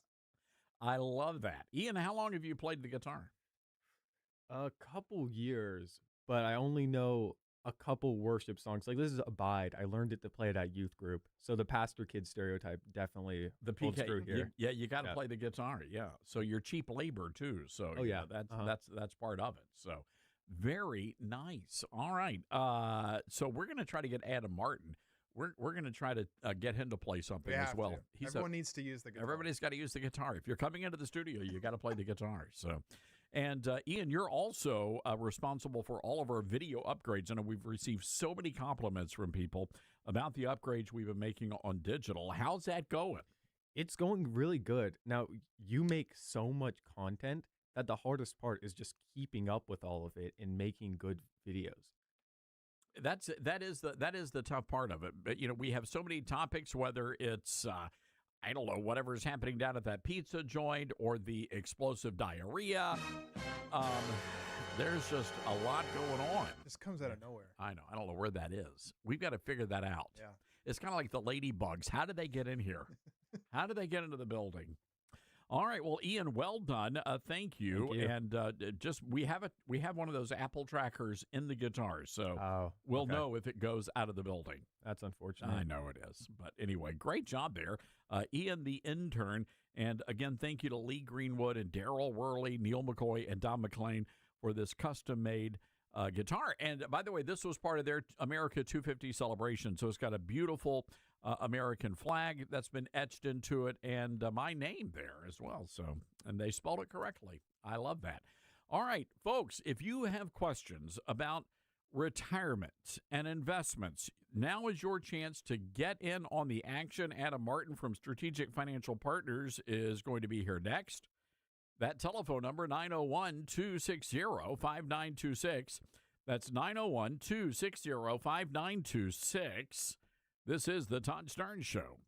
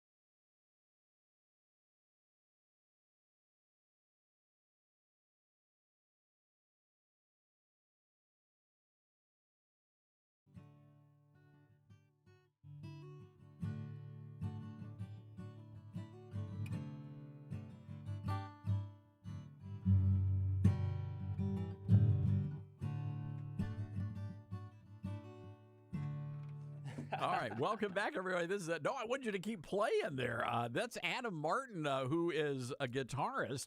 And Adam, you saw the Lee Greenwood guitar, and the next thing I know, you're playing a concert here. I just got to know what his email address is so I can get me one of these guitars. Exactly. So you're a guitarist. I do love to play. It's a big therapy for me. No doubt. Wow, that's fan.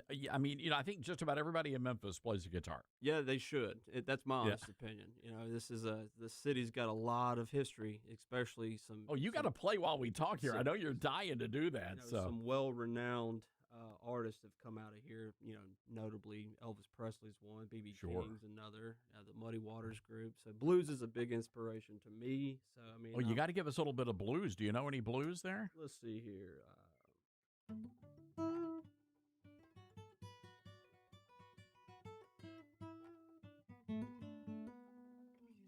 And then I'll do some, I love the.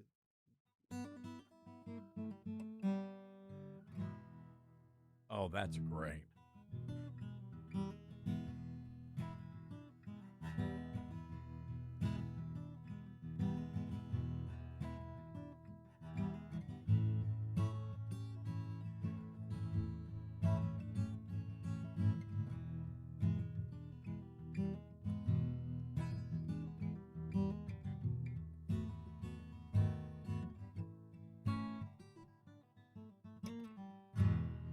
Oh my gosh, Dylan! Holy cow, that was amazing. We have so much talent here. It is a lot of talent, and it's just a pretty remarkable when you see the level of talent we have. And what's so funny is everybody has a day job. That's right. So you do your day job, then you hit the clubs, and we have so much live music here in the Memphis area, and that's one of the things I love about Memphis. Walking around Beale Street, you're going to hear somebody playing something. Amen. One of my favorite places to go is the place right next to the Rum Boogie Cafe on Beale. It used to be Mr. Haney's Juke Joint, but you can find some guys, like you said, that are working day jobs, and at night they just transform into some amazing talents that you didn't even you'd never know it passing them on the street. I know, Dylan, my dad, your great uncle, was a big studio musician guy. But Dad was an electrician, so he worked at the elevator company and in the daytime, and then at night, he was working the club scene and playing, a lot of. I think he played for, early on he played with some of Elvis's cousins, so they were over at the Graceland quite a bit, in the early days. So. Yeah, my dad's got some history with Graceland. He played drums. He didn't play strings at all, but he grew up. He actually played with Elvis's stepbrothers, and he's got stories where Elvis came and picked him up and would take him to Graceland, and they would learn how to ride motorcycles over there. So it's crazy. One day, Dad was playing. They were over there, and Dad was playing his version of "That's All Right, Mama," and he felt somebody come up behind him, and it was Elvis saying, "Hey, Jimmy, that's pretty good." So my dad's name was Jimmy. He said, "Jimmy, that's not too bad." Oh, so, yeah, definitely. Yeah, good stuff. All right, Adam Martin, Strategic Financial Partners. We got to talk about your day job because that's why you're here. But we may have to get you back, and maybe we need to have live intro music, Dylan. Maybe I would love that. Yeah, that sounds like a plan. Let's do it. I was doing an interview with one of the radio industry trades earlier this morning. They're like, "What makes your national show so different?" Being in Memphis, and I said, "Well, we try to have a lot of Memphis flavor and culture." So this ties right into Exhibit that. I A, have to imagine. All right, today we're talking about approaching retirement, and a good many of our listeners may be approaching that age. What should we be doing with retirement savings?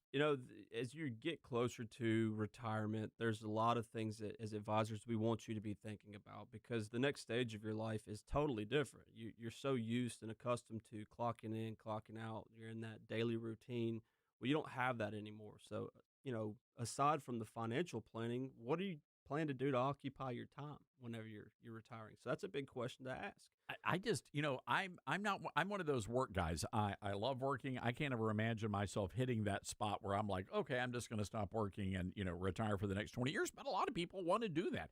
They can't wait for that to happen. That's right. I mean, and with those people that want to continue to work, I completely understand. I've got several clients that are in that particular stage of life. And the questions that we always ask as advisor, if that's the route you want to go, is, are you working because you have to, or are you working because you want to? let's say somebody's 5 years out from retirement. What do they need to be focused on, and what are the big financial decisions they need to be considering? The biggest one is Social Security. I mean, we want to be proactive in that 5 year out from retirement. It's a really good time frame to be thinking about that because obviously you get eligibility at 62, and then that grows on a 8% compound. Every year you wait to defer, it grows 8% up to age 70. So we look at it and say, when is the appropriate time to take Social Security, or do you want to take it immediately just to go ahead and collect it? So that's the biggest one that we always look at. And then one of the biggest mistakes that I see a lot of people make is being negligent, if you will, and just thinking like, hey, I don't need to go in and check how much risk I'm taking in my portfolio. It's done good for the last 20 years. I have no reason to believe it won't continue to do good. You're probably right, but you don't have 20 years to take the same amount of risk that you used to. And that leads to the next question. Again, somebody's approaching retirement. Is it more about growing what they've got or protecting what they've got? It's a combination of both. Really? Yeah, absolutely. Inflation's not going to go away even though you're retired. So what we get challenged with as advisors is we need a perfect combination of continuing to grow the assets that you have, but adding a layer of downside protection. So if there's huge market swings or corrections, we're not taking as much of a loss. So that game of balance is what we're tasked to really figure out. If inflation, we just got the consumer price index numbers out and it actually went down, which is good. But, if we factor in a 3.5%, 4% inflation, are your assets growing at least to that same amount or more? Because that's going to erode the purchasing power. Adam Martin is joining us with Strategic Financial Partners. Maybe you have a question about getting ready. You're starting to look at retirement. Maybe you have a question. Give us a call, 901-260-5926. That's 901-260-5926. Adam, what would you say are some of the biggest mistakes people make as they get close to retirement?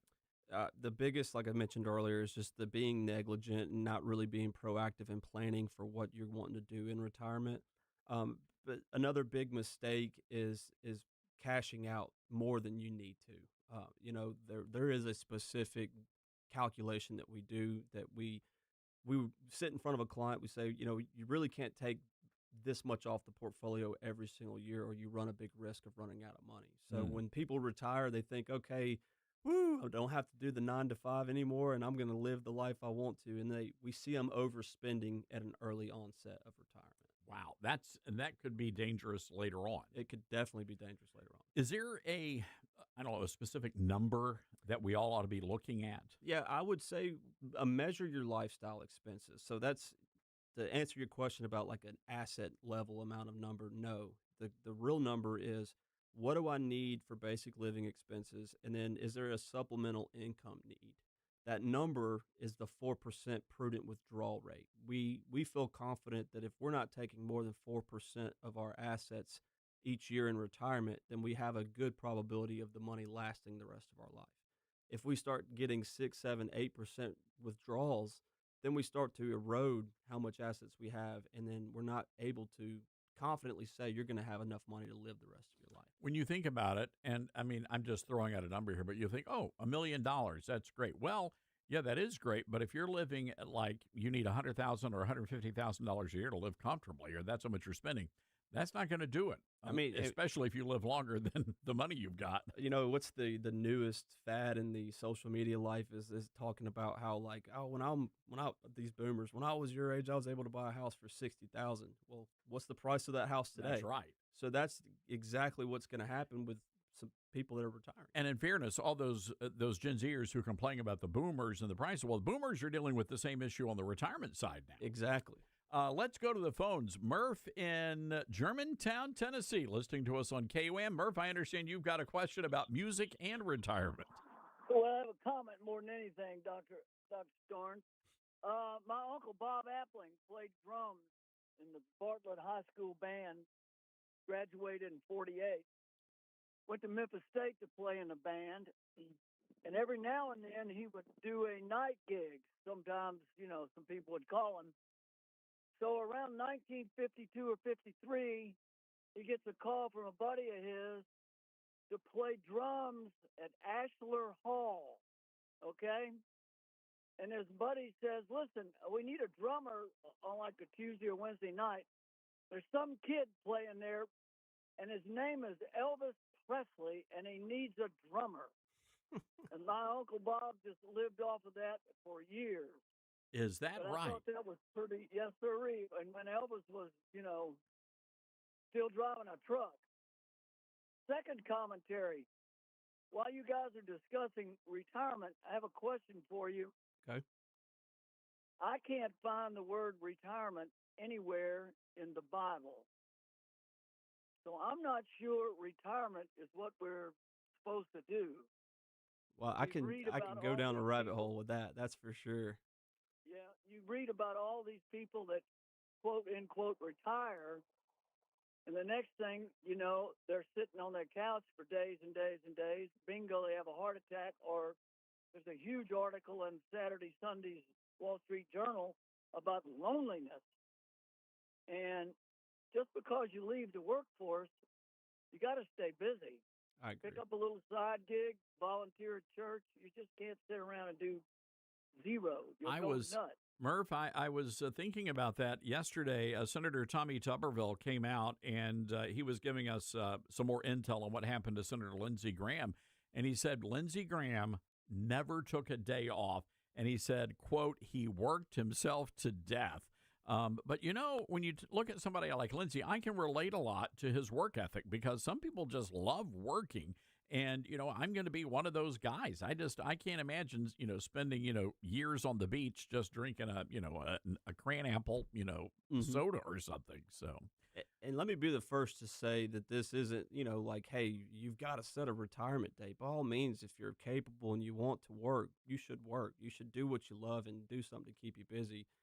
We just are here to offer you some guidance on, well, how do I not have to work as hard? Professor Murph, good hearing from you, my friend, and thank you for listening. Great questions, and thanks for that walk down memory lane there. You were smiling as he was telling the story. I just love Memphians for that very reason. Like, everyone's got a story some way or another that goes back to Elvis, B.B. King, all the big legends. It's amazing. This radio station, we were the very first place that Elvis played as a teenager. At the old KWAM Jamboree, which was held downtown in the old Godwin building, which has long since, I think, been torn down. But B.B. King, and as a matter of fact, B.B. King said that when he would work in the fields, he would listen to our radio station. And when he got old enough, came here and, he worked at KWAM for a little while, as did Johnny Cash. So, you know what? I just got a history lesson, and it makes me love this station even more. It's a great heritage. Howlin' Wolf, it's a legendary station, and really did a lot for R&B and for country western back in the day. So, oh, yeah. All right. Final question here before we have to go to break. A lot of people have the 401ks. Yes. And sometimes you leave a job and, your 401k is still there. So what options do they have with all of those accounts? So if you're going to continue to work, but maybe not necessarily for the same company, and the new job that you have has a 401k plan, a lot of these employers and their employer plans offer a rollover opportunity to move that into their K plan. So that's definitely one of the options. One of the most commons that I see all the time is just opening up an individual retirement account. And then doing that allows you to open up the architecture for investment options a little bit more than what's in a K plan. It makes a lot of sense. Again, Adam Martin, Strategic Financial Partners, is with us today. Adam, if people want to reach out to you, how can they get in touch with you? Just send me an email, adammartin@strategicfinancialpartners.com. All right, very good. And we will look forward to seeing you back here next week. Should we get him to play the good? You know what you should get that guitar, and we're gonna. You have to. He's got to take us out with a little bit of music there. Adam Martin, Strategic Financial Partners, playing our Lee Greenwood guitar.